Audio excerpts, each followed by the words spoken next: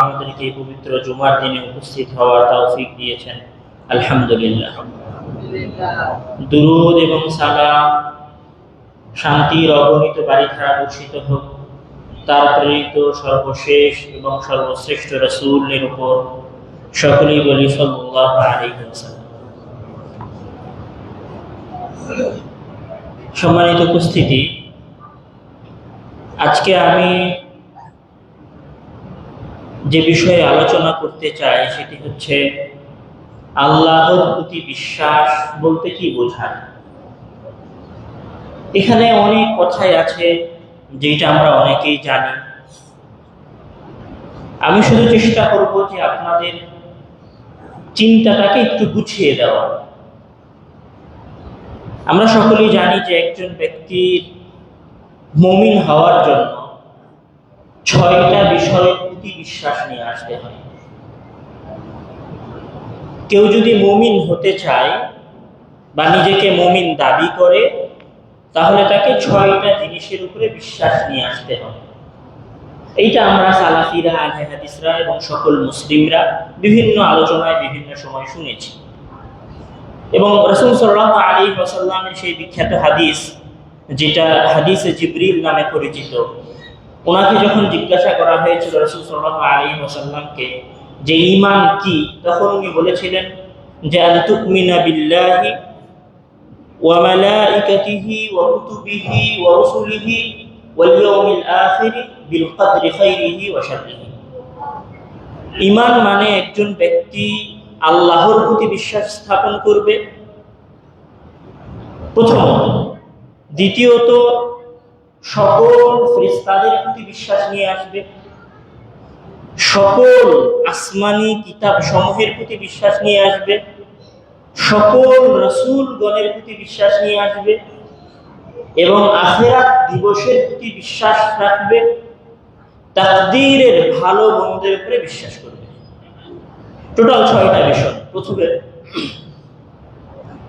প্রথমে আল্লাহর প্রতি বিশ্বাস, তারপরে ফেরেশতাদের প্রতি বিশ্বাস।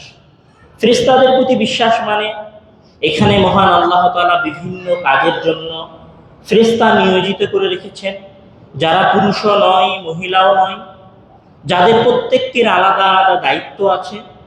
তারা সবাই আল্লাহ তাআলার তাসবিহ এবং তাকদীস পাঠ করে। এটা হচ্ছে ফেরেশতাদের প্রতি বিশ্বাস। কিতাব সমূহের প্রতি বিশ্বাস মানে আল্লাহ তাআলা মানুষকে হেদায়েত করার জন্য, নিজের দিকে নিয়ে আসার জন্য যুগে যুগে অসংখ্য কিতাব পাঠিয়েছেন। যেই কিতাবগুলোর মধ্যে 4টা কিতাব সম্পর্কে আমরা জানি, তাওরাত, জাবুর, ইনজিল এবং কোরআন। তো আল্লাহ যে কিতাব পাঠিয়েছেন এই কিতাব সমূহের প্রতি বিশ্বাস করা।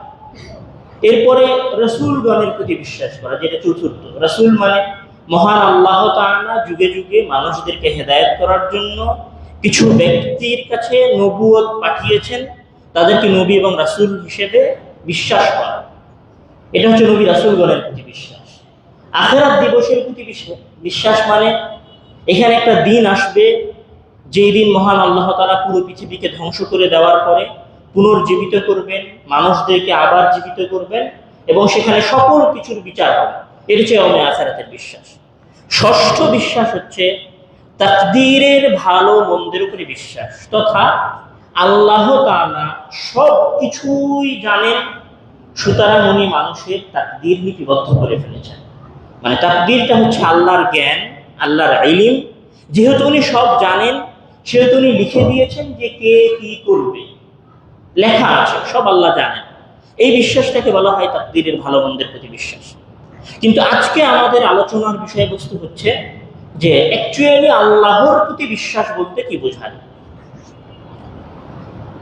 আমি যদি বলি যে আল্লাহর প্রতি বিশ্বাস বলতে যেটা বোঝায়, সেটার একটা পরিচিত শব্দ আমাদের সকলের কাছে আছে। আল্লাহর প্রতি বিশ্বাসটা 3 স্তরে বিভক্ত। আমি পরিভাষাগুলো এড়িয়ে যাওয়ার চেষ্টা করব। আল্লাহর প্রতি বিশ্বাসটা বা আল্লাহর পরিচয়ের বিশ্বাসটা 3টা স্তরে বিভক্ত। এই আলোচনাটা আমাদের পুরো আহলে হাদিস সমাজে তাওহীদের আলোচনা বলে পরিচিত।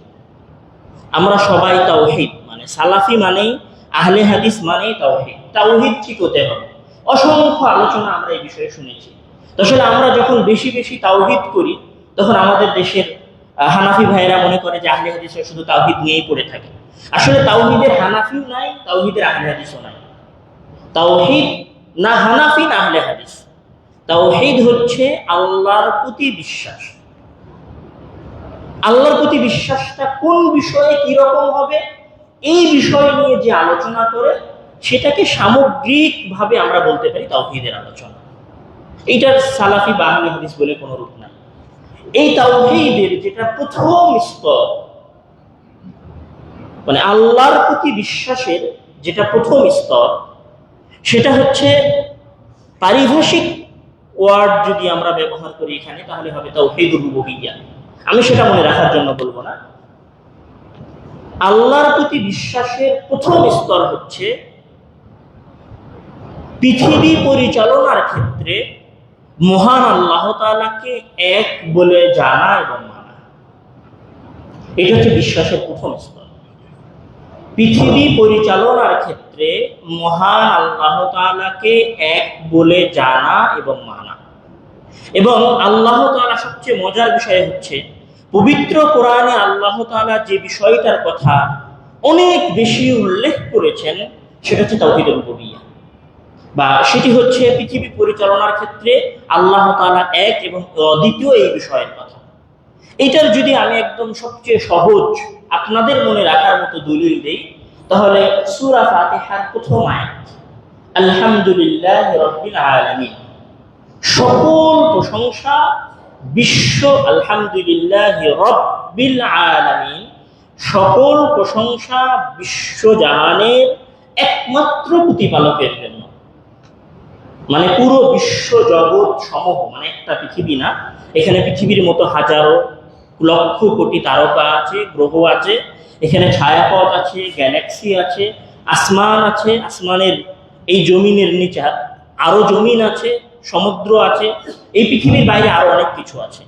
এই সকল কিছু যিনি দেখাশোনা করেন সেটা হচ্ছেন একমাত্র আল্লাহ তাআলা।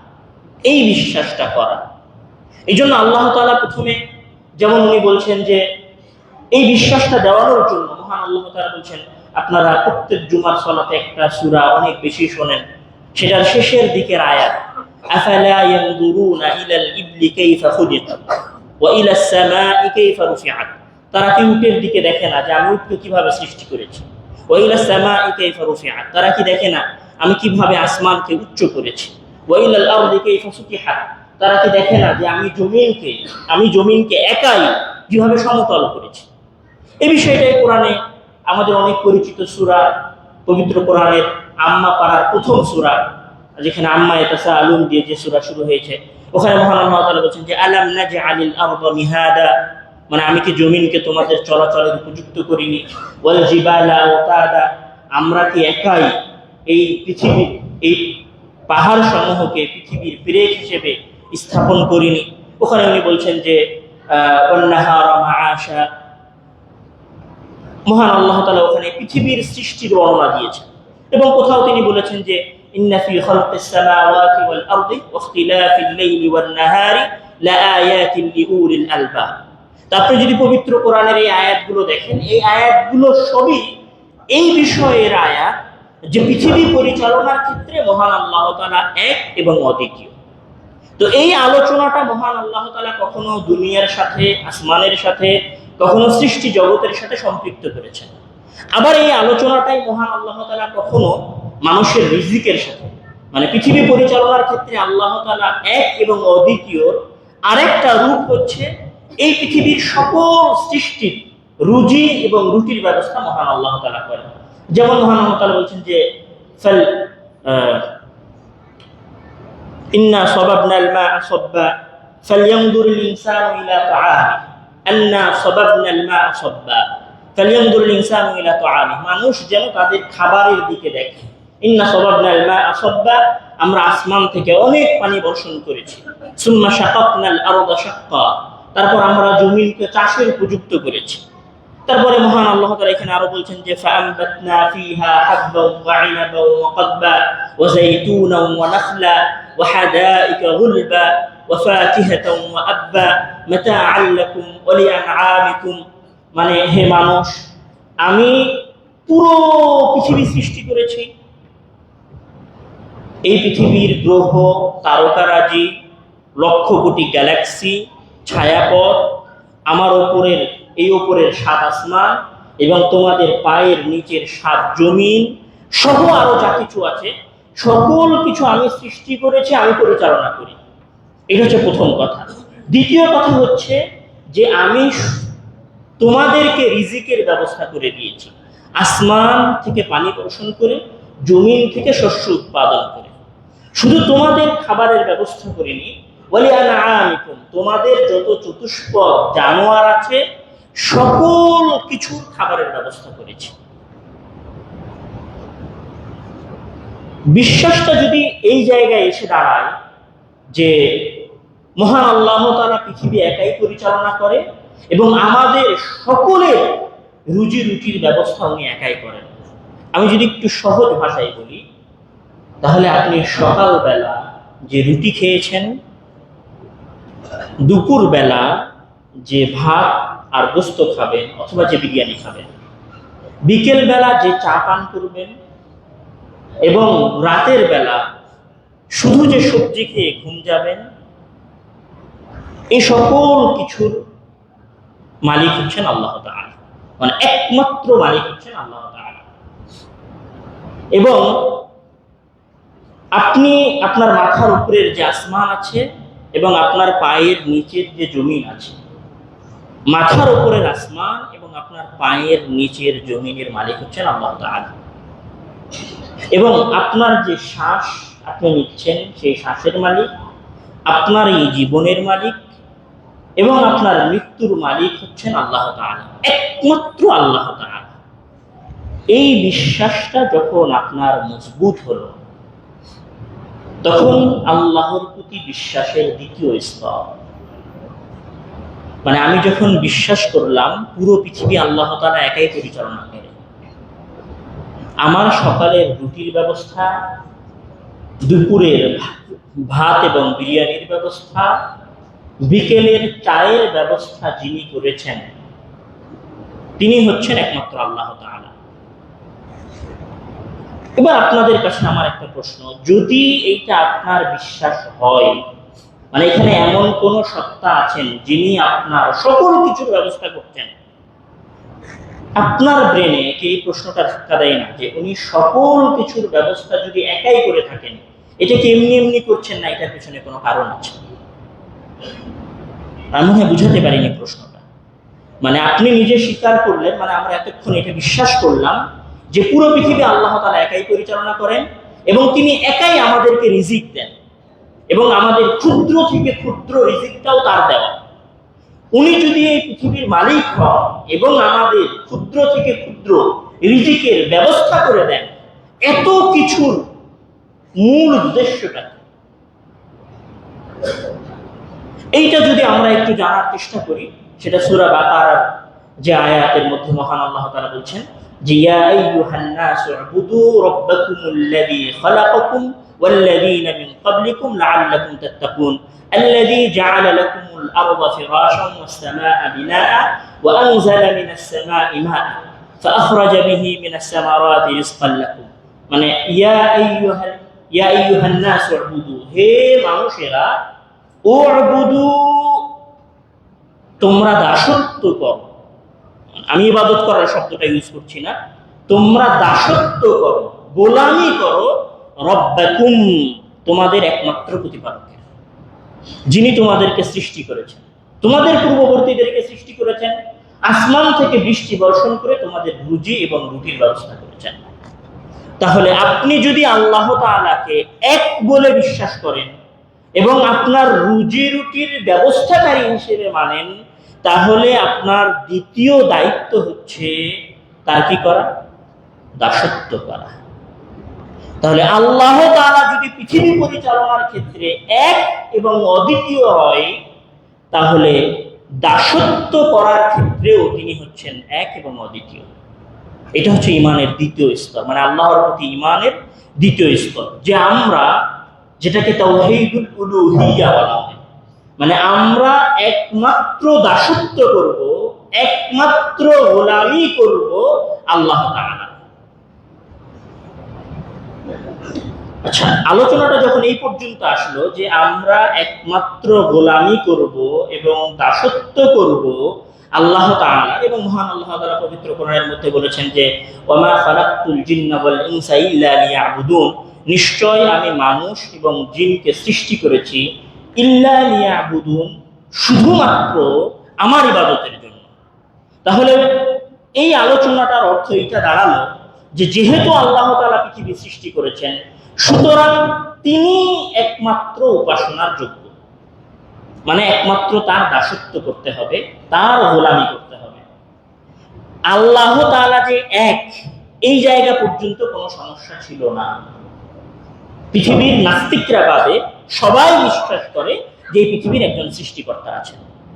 সমস্যা সৃষ্টি হয়েছে দাসত্ব করার জায়গা থেকে। মানে আল্লাহ তাআলা বলছেন যেহেতু আমি তোমাদেরকে সৃষ্টি করেছি, সেহেতু তোমরা একমাত্র আমার দাসত্ব করবে। এই দাসত্ব করার জায়গা থেকে সমস্যাটা সৃষ্টি হয়েছে। কোথায় থেকে সমস্যা সৃষ্টি হয়েছে আমরা সেটাই না গিয়ে, মহান আল্লাহ তাআলা যদি আপনার মালিক হয়ে থাকেন এবং আপনি এটা বুঝতে পারলেন যে উনি আপনাকে দাসত্ব করার কথা বলেছেন, এখন ওনার দাসত্ব করতে হবে কিভাবে? এই দাসত্ব যে আপনি করবেন, দাসত্বগুলো কি কি হবে, এই দাসত্বর সঙ্গে আপনাকে কে দিবে, এই দাসত্ব বলতে কি বুঝায়, এটা খোঁজা হচ্ছে আমাদের পরবর্তী দায়িত্ব। তাহলে এখানে এমন কাউকে খুঁজে বের করতে হবে যার সাথে মহান আল্লাহ তাআলার কানেকশন আছে। যদি আমরা এটা খুঁজতে যাই তাহলে দেখব যে এই পৃথিবীতে রাসূল সাল্লাল্লাহু আলাইহি ওয়াসাল্লামেরই মহান আল্লাহ তাআলার সাথে একমাত্র কানেকশন ছিল, একমাত্র যোগাযোগ ছিল, একমাত্র তার কাছে ওহী আসতো। এটার সবচেয়ে সহজ দলিল হচ্ছে আমরা যখন প্রত্যেক দিন আযান দেই মসজিদে, তখন ইমাম মুয়াজ্জিন বলে যে আশহাদু আল্লা ইলাহা ইল্লাল্লাহ, আমি সাক্ষ্য দিচ্ছি যে আল্লাহ তাআলা একমাত্র উপাসনার যোগ্য, ওয়া আশহাদু আন্না মুহাম্মাদার রাসূলুল্লাহ, আর মুহাম্মদ হচ্ছে আল্লাহর বার্তাবাহক, আল্লাহর দূত। তাহলে কোন আল্লাহর বার্তাবাহক? যে আল্লাহ তাআলা উপাসনার যোগ্য, যে আল্লাহ তাআলা ইবাদতের যোগ্য, যে আল্লাহ তাআলা দাসত্বের যোগ্য। তাহলে কেউ যদি ওই আল্লাহ তাআলার দাসত্ব করতে চায়, ওই আল্লাহ তাআলার গোলামি করতে চায়, ওই আল্লাহ তাআলার ইবাদত করতে চায়, তাহলে সেই ইবাদতের পথ এবং পদ্ধতি জানার জন্য কার কাছে যেতে হবে? রাসূল সাল্লাল্লাহু আলাইহি ওয়াসাল্লামের কাছে যেতে হবে। আপনি হানাফি হন বা হাদিস হন, আপনি পীরের মুরিদ হন অথবা মাজারে গিয়ে সিজদা করেন, যাই করেন না কেন, যেহেতু আপনি আযান দিচ্ছেন সেহেতু আপনি এটা বিশ্বাস করেন, এবং আমরা সবাই যেহেতু আযানের বাক্যে বিশ্বাস করি, সেহেতু আমরা সবাই এটাতে বিশ্বাস করি যে আল্লাহ তাআলা হচ্ছেন একমাত্র উপাসনার যোগ্য, এবং ওই উপাস্যের, ওই ইবাদতের যোগ্য সত্তার বার্তা বাহক হচ্ছেন রাসূল সাল্লাল্লাহু আলাইহি ওয়াসাল্লাম। তাহলে কেউ যদি আল্লাহ তাআলার ইবাদত করতে চায়, আল্লাহ তাআলার দাসত্ব করতে চায়, আল্লাহ তাআলার গোলামি করতে চায়, তাহলে তাকে রাসূলের কাছে ফিরে যেতে হবে। রাসূলের কাছে গিয়ে জানতে হবে যে কিভাবে আমি তার দাসত্ব করব। আপনারা ঢাকার মানুষ, একটা সহজ এক্সাম্পল দেওয়া, মানে একটা উদাহরণ দেওয়া আপনাদের সামনে অনেক সহজ। আপনারা যখন একটা বাড়ি বানান, একটা বাড়ি নির্মাণ করেন, সেখানে সিভিল ইঞ্জিনিয়ার থাকে, আর্কিটেক্ট ইঞ্জিনিয়ার থাকে, সবাই মিলে একটা স্ট্রাকচার দেয়। সেই স্ট্রাকচারের উপরে কিন্তু আপনার বাড়িটা নির্মাণ হয়। আপনার একটা বাড়ি বানানোর জন্য যদি একটা স্ট্রাকচার থেকে থাকে, একটা নির্দিষ্ট রুলস থেকে থাকে, কোথায় কতটুকু রড দিতে হবে সেটা যদি লেখা থাকে, কতটুকু গভীর পিলার হবে এটা যদি নিশ্চিত করা থাকে, তাহলে ওই সত্তা ইবাদত করার জন্য কি কোনো স্ট্রাকচার নাই, কোনো পথ পদ্ধতি নাই? যা মন চাবে আপনি তাই করবেন, যা মন চাবে তাই করার এখানে কোনো অপশন নাই। কেউ যদি আল্লাহ তাআলার ইবাদত করতে চায় তাহলে তাকে রাসূলের দিকে ফিরে যেতে হবে। আচ্ছা, এরপরের অংশে আসি যে তাহলে ইবাদত বলতে কি বোঝায়? ইবাদত বলতে বোঝায় আল্লাহ এবং আল্লাহর রাসূল যা করতে বলেছেন তা ভয়ে এবং ভালোবেসে করা। আল্লাহ তাআলা এবং আল্লাহর রাসূল যা করতে বলেছেন এবং যা থেকে নিষেধ করেছেন তা মেনে নেওয়া এবং কাজে বাস্তবায়ন করাটাই হচ্ছে ইবাদত এবং দাসত্ব। তাহলে আপনি মানলেন যে আল্লাহ তাআলা পৃথিবীর একমাত্র সৃষ্টিকারী, যেহেতু আমরা মুসলিম, আমরা এটা সবাই বিশ্বাস করি। তারপরে আপনি মানলেন যেহেতু আল্লাহ তাআলা পৃথিবীর একমাত্র সৃষ্টিকর্তা, সেহেতু তিনি আমার বস এবং একমাত্র তারই ইবাদত করতে হবে। যেহেতু তিনি মুহাম্মদ সাল্লাল্লাহু আলাইহি ওয়াসাল্লামকে তার রাসূল হিসেবে পাঠিয়েছেন, সুতরাং সকল দাসত্ব মুহাম্মদের তরিকায়, মুহাম্মদের পদ্ধতিতে হতে হবে। এটা যখন আপনি বিশ্বাস করলেন, তখন যেই ইবাদতই আপনি জানেন যেটা ইবাদত, যেমন ধরেন আপনারা যে ইবাদতগুলো আপনাদের কাছে পরিচিত, দোয়া করা ইবাদত, সেজদা করা ইবাদত, সালাত আদায় করা ইবাদত, কুরবানি করা ইবাদত, পশু সাদকা করা ইবাদত, পশু জবেহ করা ইবাদত আল্লাহর উদ্দেশ্যে, এগুলো সব আমাদের পরিচিত ইবাদত। এই ইবাদতটা যখনই আল্লাহ ছাড়া অন্য কারোর জন্য হবে, তখন সেটা হবে শিরিক। আর এই ইবাদতটা যখনই রাসূলের স্ট্রাকচার এবং রাসূলের পদ্ধতির বাইরে হবে, তখনই সেটা হবে বেদাত। মানে আমি আলোচনাটা বুঝতে পারলাম না। আলোচনা শুরু হলো যে আল্লাহ তাআলা পৃথিবীর একমাত্র পরিচালক। পৃথিবীর যেহেতু উনি একমাত্র পরিচালক, আমার এবং আপনার রুজি রুটির মালিক, তাই আমরা ওনার গোলামি করি, ওনার দাসত্ব করি, শুধুমাত্র ওনারই গোলামি করি, ওনারই দাসত্ব করি। ওনার গোলামি এবং ওনার দাসত্ব কিভাবে করব? তো উনি যাকে দূত হিসেবে পাঠিয়েছেন তার পদ্ধতিতে করব, তার স্টাইলে করব। এখন যখন এই দাসত্বটা আল্লাহ ছাড়া অন্য কারোর জন্য হবে, তখন সেটা হবে শিরিক। আর যখন রাসূলের পদ্ধতি ছাড়া অন্য কারো পদ্ধতিতে হবে, তখন সেটা হবে বেদাত। যতই ভালো হোক না কেন, যতই সুন্দর কাজ হোক না কেন, যতই নেকির কাজ হোক না কেন, সেটা যদি রাসূলের পদ্ধতিতে না হয়, সেটা হবে বেদাত। আর যদি রাসূল ছাড়া অন্য, আল্লাহ ছাড়া অন্য কারোর জন্য ইবাদতটা হয়, তাহলে সেটা হবে শিরিক। শিরিক মানে, শিরিক শব্দটা একটু আরবি শোনায় তো আমরা অতটা বুঝতে পারি না। শিরিকের সহজ বাংলা যদি আমি বলি, তাহলে হচ্ছে পরকিয়া করা। ইবাদতের ক্ষেত্রে, দাসত্বের ক্ষেত্রে, গোলামির ক্ষেত্রে আল্লাহ তাআলার সাথে অন্য কাউকে নিয়ে আসা। ঠিক যেমন নিজের স্বামীর সাথে বা নিজের স্ত্রী থাকা সত্ত্বেও আরেকজনের স্ত্রীর প্রতি মনোযোগ দেওয়া, নজর দেওয়া, নিজের স্বামী থাকা সত্ত্বেও আরেকজনের স্বামীর দিকে নজর দেওয়াটা যেরকম পরকিয়া, শিরিকটা হচ্ছে ঠিক ওই রকম। শিরিকের যদি আমি এক্সাক্ট একটু খারাপ শোনাই, তারপরেও যদি বাংলা করতে চাই, তাহলে শিরিকের বাংলা হবে পরকিয়া করা। এই জন্য মহান আল্লাহ তাআলা বলছেন রাসূল সাল্লাল্লাহু আলাইহি ওয়াসাল্লামকে উদ্দেশ্য করে যে লা ইন আশরাকতা লা ইয়াহবাতান্না আমালুক, হে মুহাম্মদ, যদি আপনি নিজে শিরিক করেন তাহলে আপনার সকল আমল বাতিল হয়ে যাবে। তাহলে আমরা জানলাম যে শিরিক বলতে বোঝায় যেগুলোকে আল্লাহ এবং আল্লাহর রাসূল করতে বলেছেন অথবা যেগুলো থেকে নিষেধ করেছেন, সেগুলো যদি অন্য কারোর জন্য করা হয়, তাহলে সেটা হবে শিরিক। ধরেন কথার কথা, দোয়া করা। দোয়া কার কাছে করতে হয়? আল্লাহ তাআলার কাছে করতে হয়। কেউ যদি এই দোয়াটা অন্য কারোর কাছে করে, সেটা শিরিক হবে।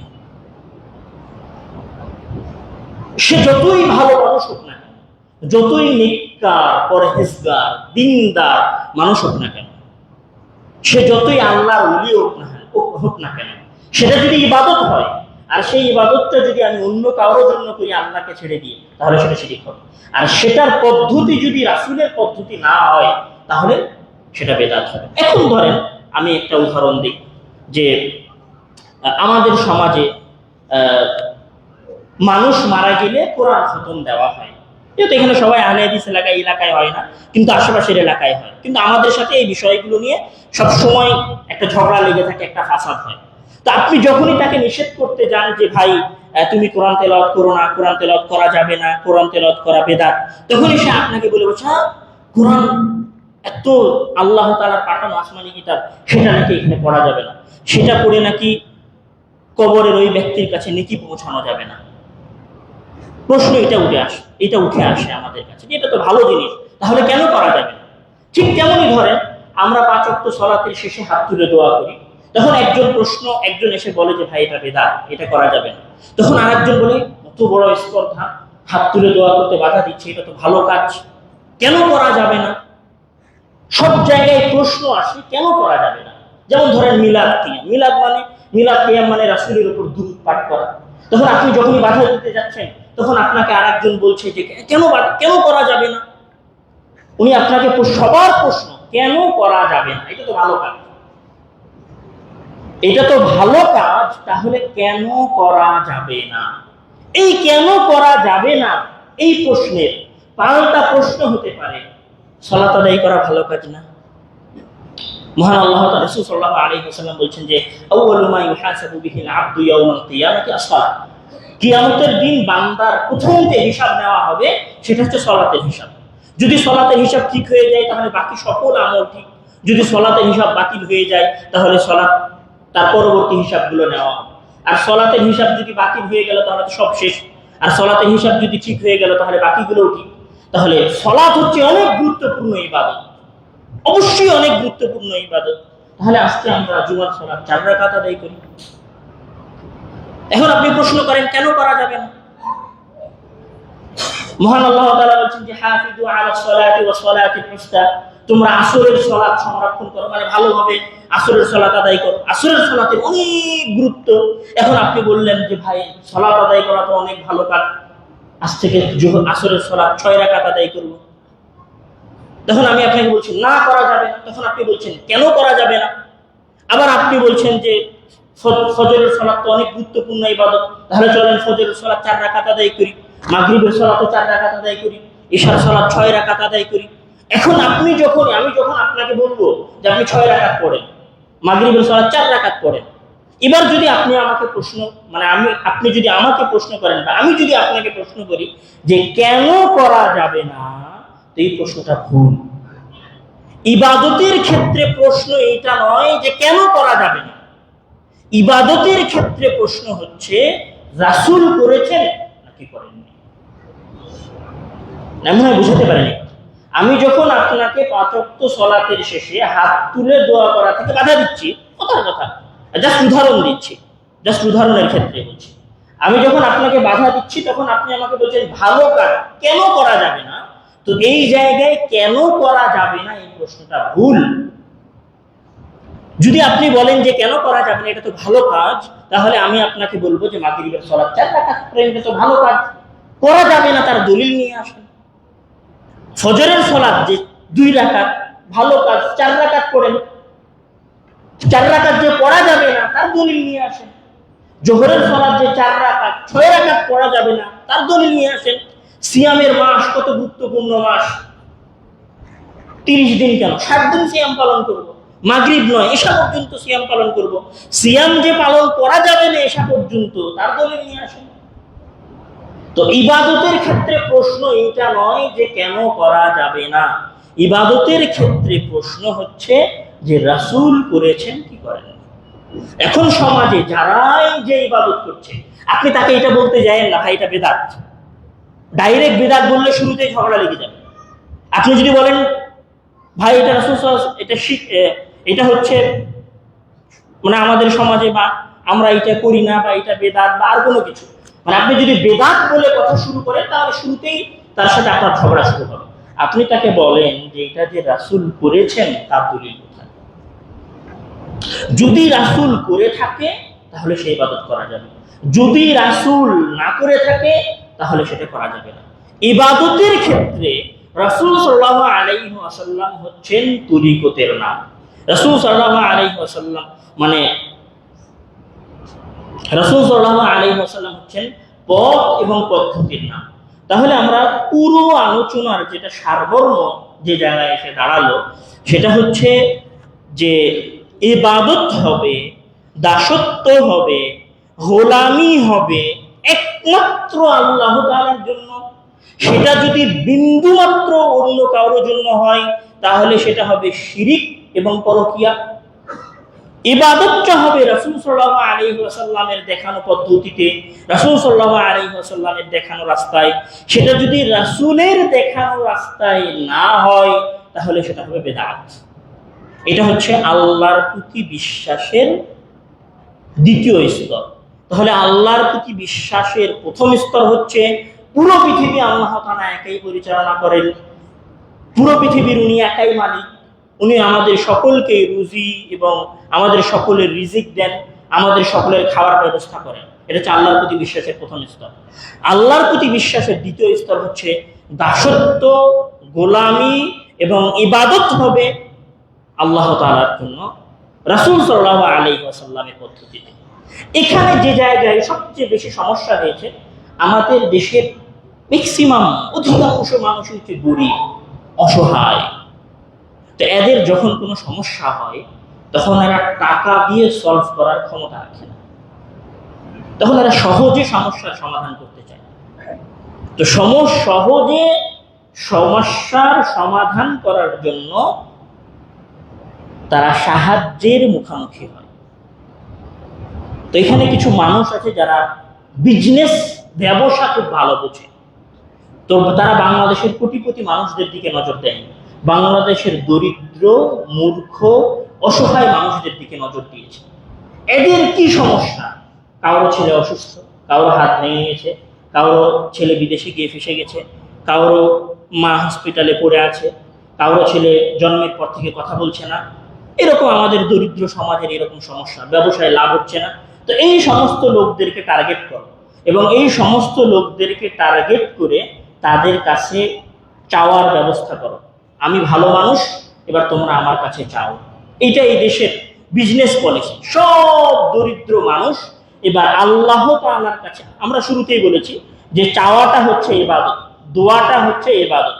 তখন যেই জায়গায় আমাদের মানুষ সবচেয়ে বেশি পথভ্রষ্ট হয়েছে, সবচেয়ে বেশি শিরকে লিপ্ত হয়েছে, সবচেয়ে বেশি পরকীয়ার মতো, মানে শিরিকের পরকীয়ার মতো, ইবাদতের পরকীয়ার মতো গুনাহে লিপ্ত হয়েছে, সেটা হচ্ছে সাহায্য প্রার্থনার জায়গা। সবাই দেখেন, হাজার হাজার লাখ লাখ মানুষ শাহজালাল শাহ কোরআনের মাজারে গিয়ে সাহায্য প্রার্থনা করে। হাজার হাজার লাখ লাখ মানুষ বিভিন্ন পীর এবং অলি আল্লাহর দরবারে গিয়ে তাদের কাছে সাহায্য প্রার্থনা করে। এই বিষয়টা মহান আল্লাহ তাআলা আগে থেকেই জানতেন এবং উনি জানেন। এই জন্য সূরা ফাতিহার মধ্যে উনি একটা কথা স্পষ্ট করে বলে দিয়েছেন, আমরা সবাই, ও যদি পীরও হয়, ও যদি নামাজ পড়ে, তাহলে ও নিজেও বলে যে ইয়্যাকা না'বুদু ওয়া ইয়্যাকা নাস্তাঈন, হে আল্লাহ, আমরা শুধুমাত্র তোমার দাসত্ব করি এবং শুধুমাত্র তোমার কাছে সাহায্য প্রার্থনা করি। আল্লাহ তাআলা কিন্তু এখানে এই কথা বলেননি যে ইয়্যাকা না'বুদু ওয়া ইয়্যাকা নুসাল্লি, আমরা শুধুমাত্র তোমারই ইবাদত করি এবং তোমারই সালাত আদায় করি। অথবা এটাও বলেননি যে আমরা শুধুমাত্র তোমারই ইবাদত করি এবং তোমারই সিয়াম পালন করি। অথবা এটাও বলেননি যে আমরা শুধুমাত্র তোমারই ইবাদত করি এবং তোমারই জন্য হজ পালন করি। বরং বলেছেন কি, তোমারই ইবাদত করি এবং তোমার কাছেই সাহায্য প্রার্থনা করি। 5 ওয়াক্ত সালাতে আল্লাহ তাআলা বান্দাকে দিয়ে এটা স্বীকার করিয়ে নেয় যে তুমি আমার দাসত্ব করো এবং আমার কাছেই সাহায্য প্রার্থনা করো। কিন্তু দুর্ভাগ্যজনক হলেও সত্য, সব মানুষ, অধিকাংশ মানুষই সাহায্য প্রার্থনার জায়গায় এসে পথভ্রষ্ট হয়ে গেছে। এখানে আমি দলিল আদিল্লা না দিয়ে একটু যুক্তির দিকে যাই। আমি যদি আপনাকে বলি যে আমরা সমাজের মানুষ, আমাদের সামাজিক সমস্যা থাকে, আমাদের সামাজিক সমস্যা যে রাস্তাটা নষ্ট হয়ে আছে, আমাদের সামাজিক সমস্যা যে ড্রেনটার কাজ হচ্ছে না, এখন এই সামাজিক সমস্যার সমাধান করার আপনার সামনে 2টা রাস্তা আছে।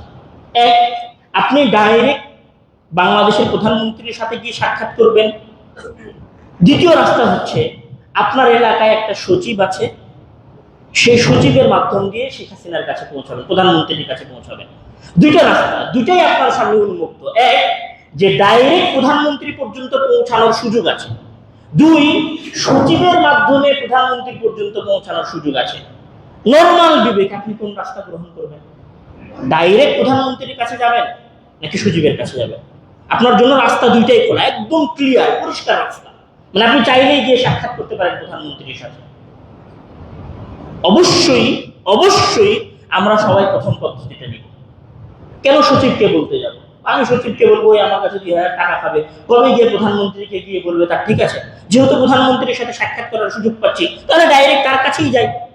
তাহলে আপনি যদি আপনার সামাজিক সমস্যা সমাধান করার ক্ষেত্রে ডাইরেক্ট রাস্তা গ্রহণ করেন, তো আপনার যেগুলো পারিবারিক সমস্যা, ব্যক্তিগত সমস্যা, এই সমস্যাগুলো যদি ডাইরেক্ট আল্লাহ তাআলার কাছে পৌঁছানো যায়, তাহলে আপনি ডাইরেক্ট না গিয়ে কেন সফর করে টাকা পয়সা খরচ করে শাহজালালের মাজারে যাচ্ছেন?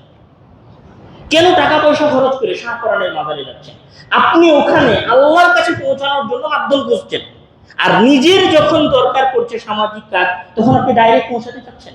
কেন আল্লাহ তাআলাকে কথা বলেনি যে আমি তোমাদের প্রতিপালক, প্রত্যেক রাতের শেষ অংশে আমি সপ্তম আসমানে নেমে আসি, মাইয়াদউনি ফাস্তাজিবা লাহু, তোমরা আমার কাছে কি চাও আমি তাকে তাই দিব? নাকি পীর বাবা আপনাকে একদম নিশ্চিত করে দেয় যে হয়ে যাবে সমস্যার সমাধান, মানে হয়ে গেছে এখন? ওখান থেকেও তো আপনি কথাটা আল্লাহ পর্যন্ত পৌঁছানোর চেষ্টা করেন। তো আমার কথা হচ্ছে যে ডাইরেক্ট যদি চাওয়া যায় আল্লাহ তাআলার কাছে, তাহলে আপনি অন্যের কাছে কেন চাইবেন? এই চাওয়ার জায়গাতে আমরা সবাই শিরকে লিপ্ত হয়েছি। 2টা জায়গায় এই বাঙালি জাতি, বাংলাদেশের অসহায় মানুষ, বাংলাদেশের অসহায় দিন ভীতু, আল্লাহ ভীরু মানুষেরা, দিন প্রেমী মানুষেরা পথভ্রষ্ট হয়েছে।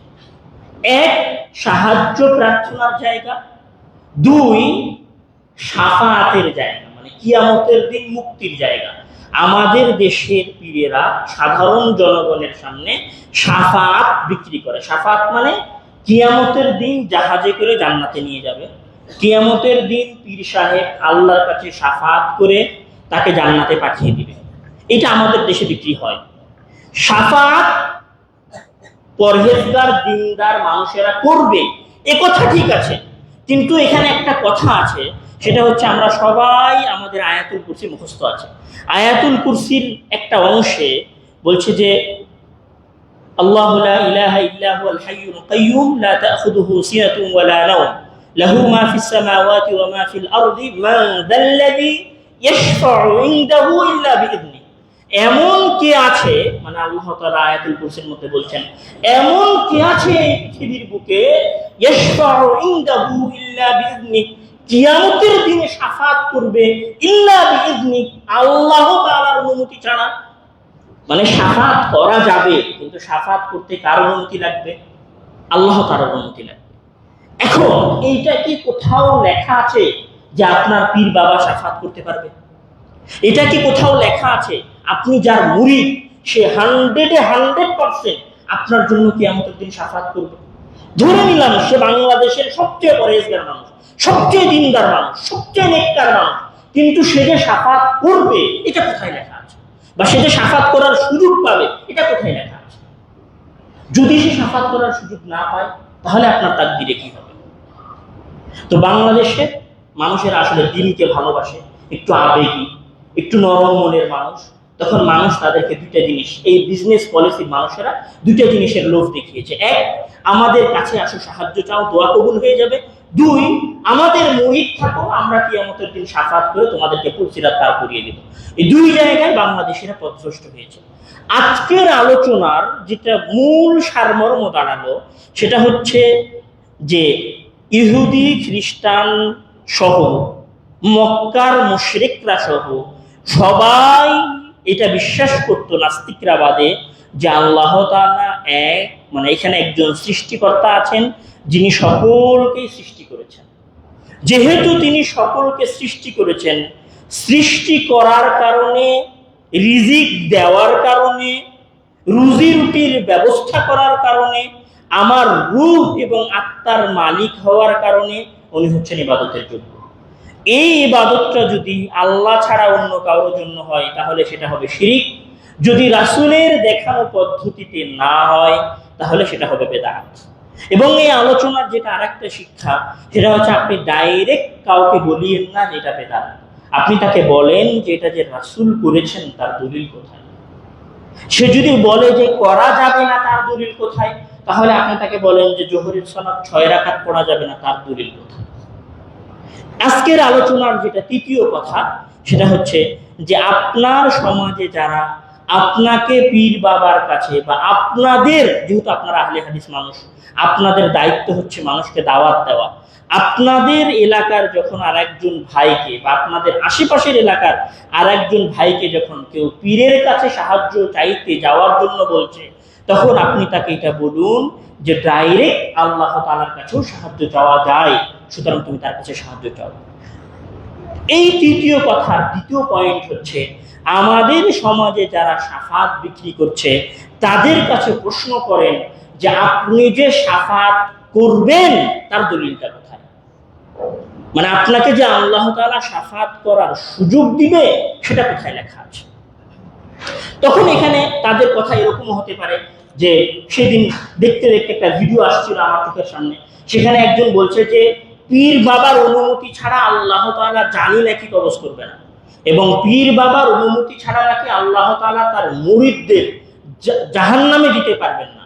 এখানে একটা সহজ কথা তাদেরকে বলে দিতে হবে যে আমার আল্লাহ পুরো পৃথিবী সৃষ্টি করেছে, আমার আল্লাহ আমার নিঃশ্বাসের মালিক, আমার রুজি এবং রুটির মালিক। হতে পারে যে তোমার যে আল্লাহ, তুমি যে আল্লাহর ইবাদত করো, সেই আল্লাহর বান্দাকে জাহান্নামে দেওয়ার জন্য পীর বাবার অনুমতি লাগে, কিন্তু আমি যে আল্লাহর ইবাদত করি সেই আল্লাহর বান্দাকে জাহান্নামে দেওয়ার জন্য কোনো পীর বাবার অনুমতি লাগে না। আমার আল্লাহ তোমার আল্লাহর চেয়ে অনেক শক্তিশালী। যেহেতু এটা আমাদের দেশের সমাজের সমস্যা, এই জন্য আমি এই কথাগুলো বললাম। মহান আল্লাহ তাআলা আমাদের সকলকে শিরিক বোঝার, বেদাত বোঝার, বেদাত থেকে বেঁচে থাকার তৌফিক দান করুক, এবং দেশের সকল মানুষকে সাহায্য প্রার্থনা করার প্রকৃত জায়গা খুঁজে পাওয়ার তৌফিক দান করুক, এবং শাফাত বিক্রির যে ভণ্ড ব্যবসা চলছে এদেশে, সেই ব্যবসা থেকে মহান আল্লাহ তাআলা এই দেশের অসহায়, এদেশের ধর্মভীরু মানুষদেরকে উদ্ধার করুন। আল্লাহুম্মা আমিন। ওয়া আখির দাওয়ানা আলহামদুলিল্লাহি রাব্বিল আলামিন।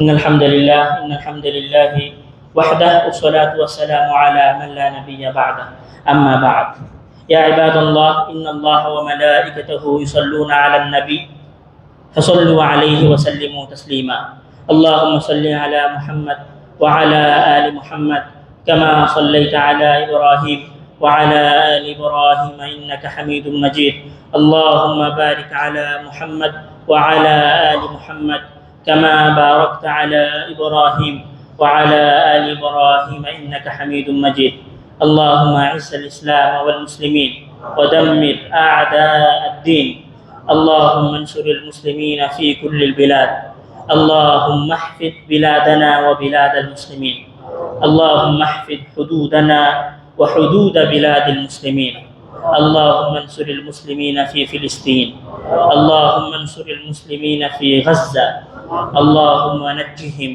ودمر أعداء الدين اللهم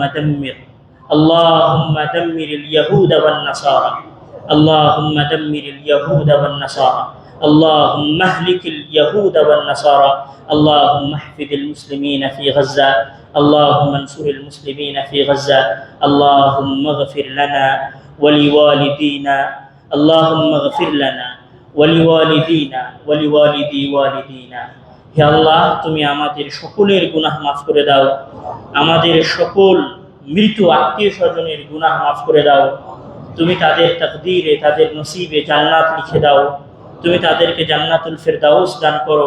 আল্লাহুম্মা আমিন। ওয়া আখিরু দাওয়ানা আলহামদুলিল্লাহি রাব্বিল আলামিন।